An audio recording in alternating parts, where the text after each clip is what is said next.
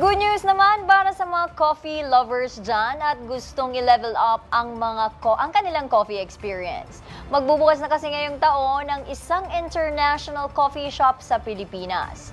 Target naman ito na magbukas ng mas maraming trabaho para sa mga Pilipino. Si Nomer Corporal para sa detalye.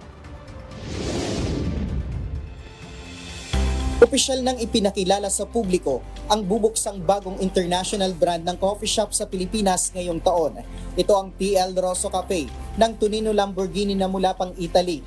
Naging posible ito dahil sa strategic partnership sa pagitan ng Velsa Global Group at Tonino Lamborghini Group.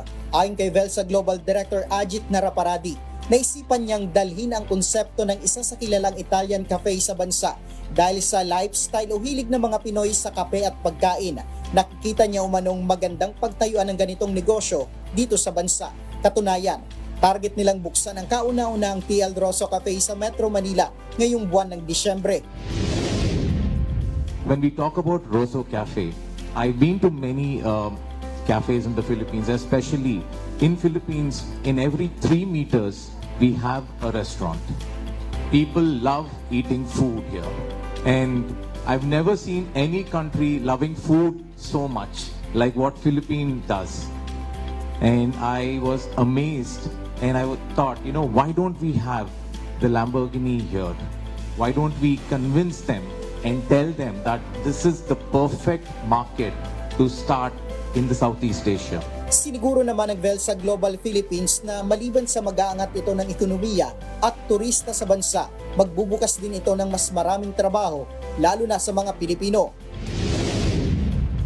There will be close to about 150 employment within the next 3 years for direct employment.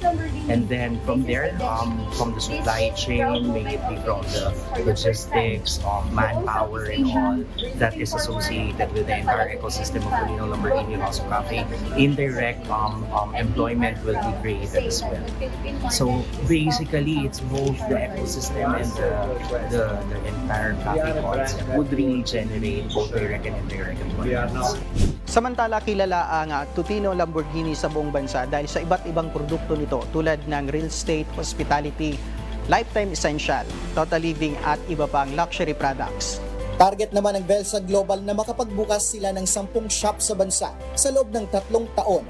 Bukas naman umano ang kumpanya sa posibilidad na makipag-tie up sa kanila ang ahensya ng pamahalaan upang mas makapaghikayat ng mas maraming turista mula sa labas ng Pilipinas. Para sa totoong balita sa Bagong Pilipinas, Nomer Corporal, 3 tanghali ng Congress TV.